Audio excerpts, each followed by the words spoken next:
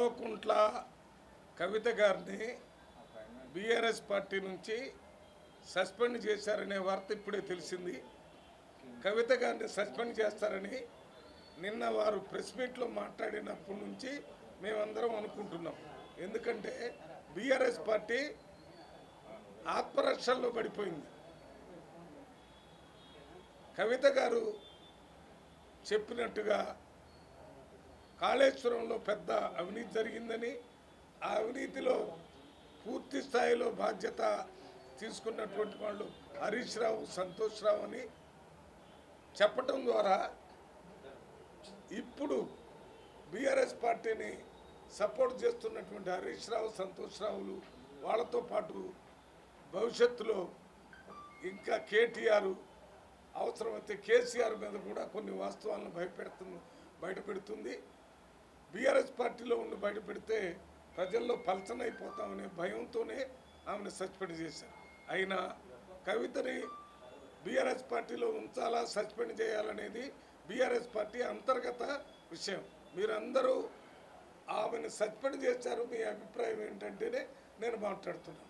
తప్పనిసరిగా ఇది BRS party ప్రజల్లో నుంచి అంతర్ధానం అయి కావటానికి ఇది beginning. This is the beginning of the end of the BRS party. ఎందుకంటే వాళ్ళు ఎన్ని చేసినా కానీ ప్రజలు నమ్మరు.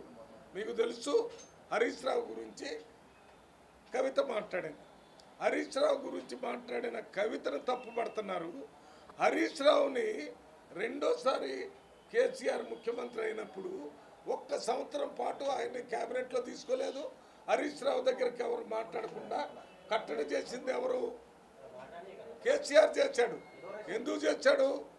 అప్పటికి ఆయన ఇరిగేషన్ మినిస్టర్గా ఉండి ఇవన్నీ చేశాడని మొట్టమొదట ఆయన చేసిన అవినీతిని గుర్తించి ఆయన దగ్గర చేసినటువంటి వ్యక్తి కేసీఆర్.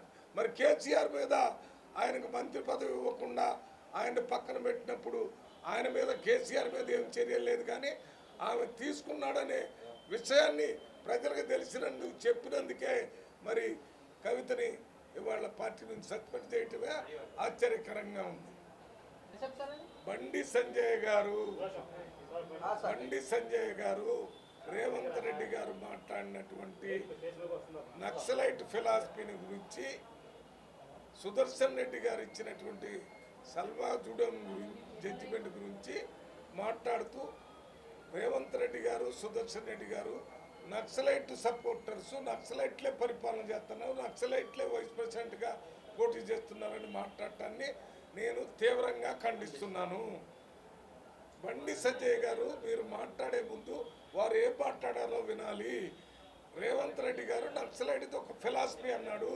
ఏ రకంగా కాంగ్రెస్ పార్టీకి ఒక ఫిలాసఫీ, బీజేపీకి ఒక ఫిలాసఫీ ఉంటుందో నక్సలైట్లకు కూడా ఒక ఫిలాసఫీ ఉంది. నక్సలైట్లు అనేవాళ్ళు ఎక్స్ట్రీమిజం చేస్తున్నారు, దానికి కాంగ్రెస్ పార్టీ వ్యతిరేకం.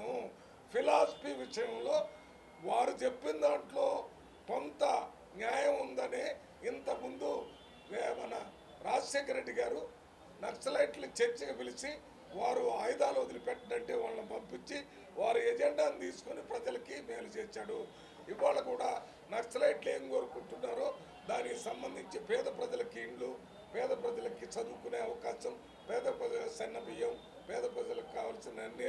Subscribe us and press the bell icon for more interesting updates.